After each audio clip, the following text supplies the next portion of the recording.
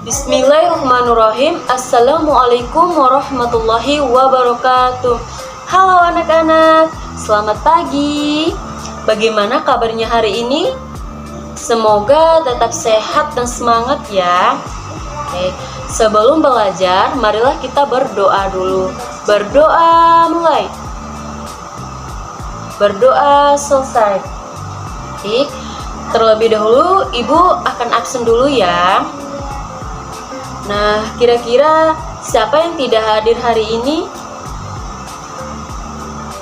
Lia dan Linda. Oke, lihat. Siapa lagi yang tidak hadir? Oh, itu saja. Baiklah. Baiklah, siapa yang tahu hari ini kita akan belajar apa? Oke, pada pertemuan kali ini kita akan membahas peristiwa kerasulan Nabi Muhammad SAW. Nabi Muhammad SAW berasal dari keluarga yang disegani dan dihormati di kota Mekah, yaitu dari suku Quraisy keturunan Bani Hashim. Pada masa pengasuhan pamannya Abu Thalib, beliau mendapat amanah membantu menyediakan air bagi orang yang datang ke Ka'bah. Nabi Muhammad SAW berasal dari keluarga yang disegani dan dihormati di kota Mekah, yaitu dari suku Quraisy keturunan Bani Hashim. Pada masa pengasuhan pamannya Abu Thalib, beliau mendapat amanah membantu menyediakan air bagi orang yang datang ke Ka'bah untuk pemujaan berhala. Walaupun demikian, ia tidak pernah mengikuti upacara pemujaan itu. Ia terasa risau, gelisah terhadap kaumnya yang menyembah berhala. Oleh karena itu, menjelang usia 40 tahun, ia sering bertafakur, uzlah mengasingkan diri merenungkan dengan sungguh-sungguh. Rasulullah SAW beruzlah untuk tafakur, memikirkan jalan keluar agar kaumnya tidak lagi berpikir jahiliyah, sesat menyembah berhala. Tempat yang digunakan Nabi Muhammad untuk bertafakur adalah Gua Hira, terletak di Gunung Jabar Nur sekitar 6 km sebelah utara Masjidil Haram kota Mekah. Dengan bertafakur, Muhammad juga terhindar dari pergaulan dengan orang-orang yang berakhlak buruk, perilaku jahiliyah. Memang sejak usia remaja, Muhammad tidak suka bergaul dengan orang-orang yang senang mabuk-mabukan, berjudi, foya-foya, sehingga jiwa dan raga Muhammad senantiasa terjaga selalu bersih dan suci. Perilaku masyarakat Arab jahiliyah yang selalu menggantungkan keberuntungan hidupnya kepada hal-hal yang tahayul, berhala-hala, menyembah benda langit, adalah perilaku yang sejak kecil oleh Rasulullah hindari.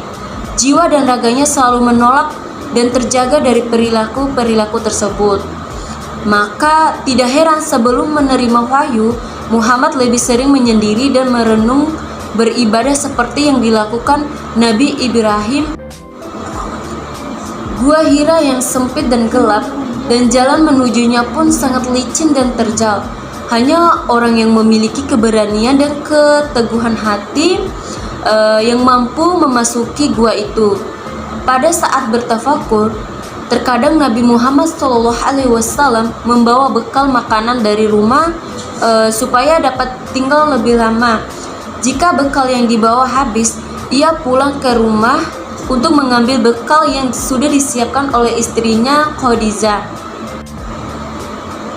Saat bulan Ramadan, beliau beruzlah sebulan penuh berada di Gua Hira.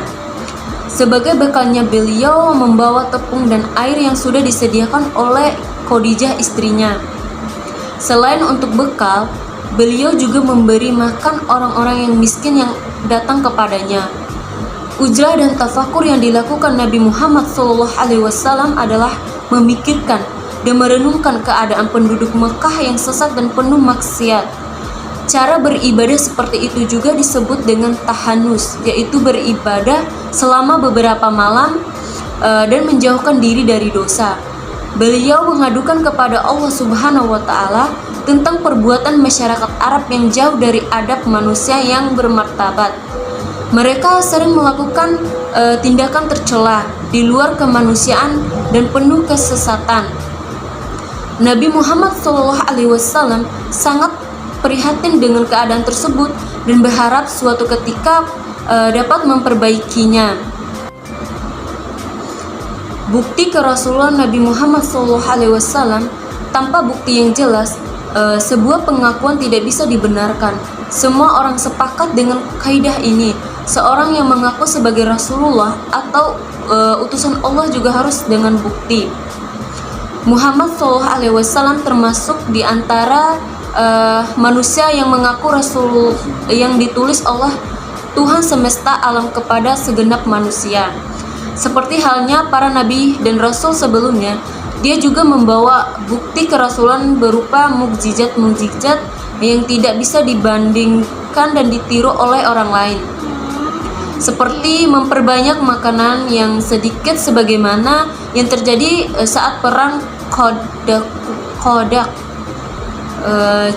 Jawa Mi'usirah Ibnu Hazam mengeluarkan air bersih dari sela-sela jemarinya. Riwayat Imam Bukhari, Malik, Ahmad, dan Baihaqi. Suara tangis tongkatnya yang didengar oleh para sahabatnya menghilang dari penglihatan Ummu Jahil saat ingin mencelakai dan sebagainya. Dari sekian mukjizat Nabi Muhammad SAW, ada satu mukjizat yang paling besar, yaitu kitab suci Al-Quran. Di antara alasannya, yang pertama, di dalam beberapa ayat Al-Quran menentang semua umat manusia untuk membuat yang semisal dengan Al-Quran, namun tidak ada yang bisa melakukan sampai saat ini. Walau hanya satu surah yang paling pendek, yaitu surat Al-Baqarah 23 dan surat Al-Isra 88 dan surat Yunus 38. Yang kedua, bahasa Al-Qur'annya yang tinggi namun sangat indah. Susunannya menakjubkan, isinya pada dan sejalan dengan perkembangan masa. Tidak ada pertentangan dan kekeliruan di dalamnya. Semua membuktikan bahwa Al-Quran memang benar-benar firman Allah Subhanahu wa Ta'ala, tidak ada keraguan di dalamnya. Yang ketiga, keabadian Al-Quran. Al-Quran yang sekarang adalah Al-Quran yang dahulu tidak ada perubahan kata, bahkan huruf di dalamnya itu, karena Allah Subhanahu wa Ta'ala benar-benar menjaganya dari perubahan seperti yang dijanjikannya di dalam surat Al-Hijrah ayat 9.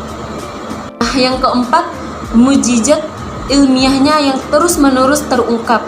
Yang kelima, mukjizat Al-Quran ini tidak hanya disaksikan oleh orang-orang yang hidup di masa turunannya, tapi juga oleh generasi sesudahnya hingga akhir zaman.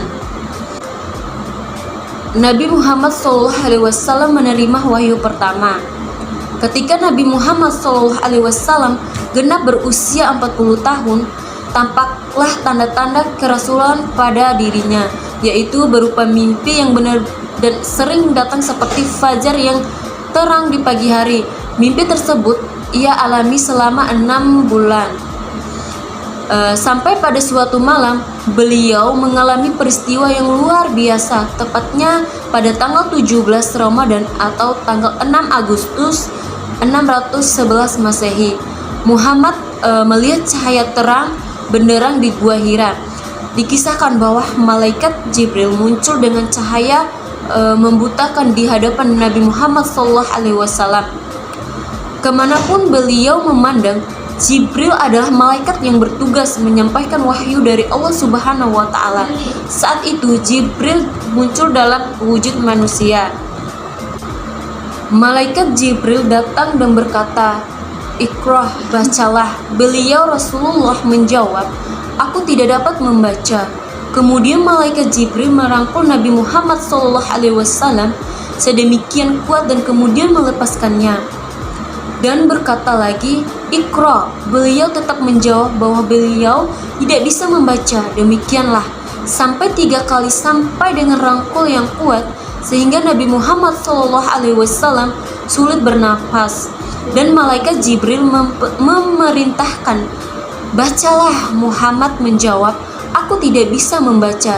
Dan sewaktu menerima jawabannya yang sama, malaikat Jibril membimbing Nabi Muhammad SAW membaca surat Al-Alaq ayat 1-5 yang berbunyi, artinya, bacalah dengan menyebut nama Tuhanmu yang telah menciptakan.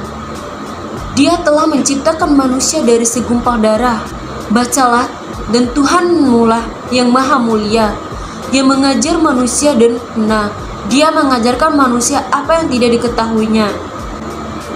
Nabi Muhammad SAW menerima wahyu kedua. Setelah mendapatkan nasihat dari Waraqah bin Naufal, Nabi Muhammad SAW berharap menerima perintah selanjutnya. Namun beberapa hari lamanya wahyu berikutnya tidak kunjung datang. Nabi Muhammad SAW merasa cemas dan sedih. Beliau mulai ragu dengan apa yang dialaminya itu. Beliau pun selalu datang ke Gua Hira itu sebagaimana kebiasaannya. Dalam sejarah Islam, masa terputusnya wahyu tersebut disebut dengan Fatahrul Wahyi atau masa berselangnya wahyu. Siapa yang tahu hikmah apa yang bisa kita ambil dari perjalanan Rasulullah SAW? Oke, hikmah dan pelajaran. Hikmah dan pelajaran yang bisa kita ambil dari perjalanan Nabi Muhammad SAW adalah yang pertama, selalu berniat baik. Yang kedua, berpergian untuk menambah wawasan. Yang ketiga, selalu tersenyum. Yang keempat, memperlakukan orang lain dengan baik. Yang kelima, menjaga lingkungan. Ibu akan bagikan LKPD, mohon untuk dikerjakan ya anak-anak. Di situ ada beberapa soal tentang perjalanan Rasulullah SAW. Baik, ibu akan bagikan lembar LKPD-nya, silakan dikerjakan. Di situ ada beberapa soal tentang perjalanan ke Rasulullah Nabi Muhammad SAW. Karena waktu sudah tidak memungkinkan, pada pertemuan hari ini ibu cukupkan. Terima kasih. Wassalamualaikum warahmatullahi wabarakatuh.